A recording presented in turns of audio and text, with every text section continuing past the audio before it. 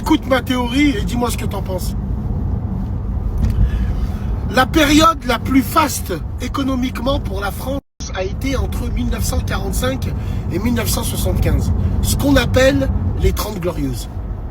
Ok? Travail à taux plein, ainsi de suite. Il fallait reconstruire le pays. Il sortait de la Deuxième Guerre mondiale, il y avait tout à faire. Après cette période de 1975, pendant 30 ans, on a stagné. Stagné au niveau du travail. Parce que quand le bâtiment va, tout va. Or là, le bâtiment ne va pas du tout. Donc, pour relancer l'économie dans un pays, vu qu'on ne peut plus construire, on est arrivé à la fin de la boucle, bah faut tout détruire pour pouvoir reconstruire et relancer l'économie. Qu'en pensez-vous, mesdames et messieurs? Est-ce que c'est pas le but numéro 1 de Macron? Est-ce que c'est pas le but numéro 1 de Macron de cacher tous les plans sociaux astronomiques qu'il va avoir lors de ces prochains mois? Donc, révolte collective et civile. Tout simplement.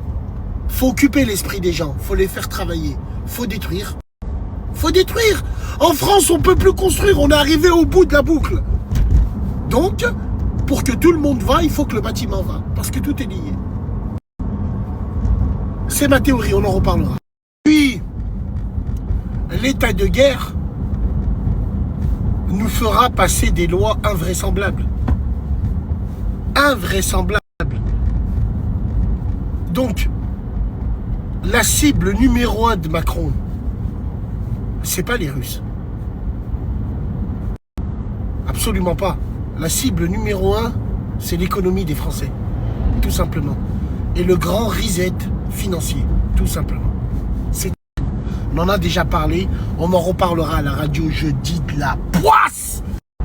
Mais est-ce qu'on n'est pas obligé de passer par là? C'est la trajectoire normale de l'histoire. Mais exactement, Jordan.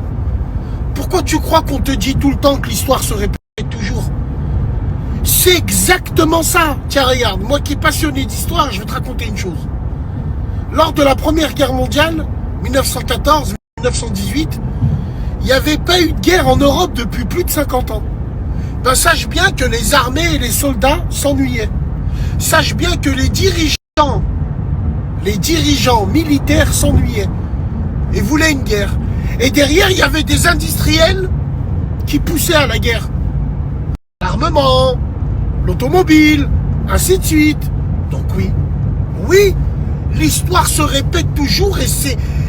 Et est-ce que ça serait pas une trajectoire normale? C'est ce que j'ai dit dans le snap précédent. On est arrivé à la fin de la boucle. Faut la recommencer.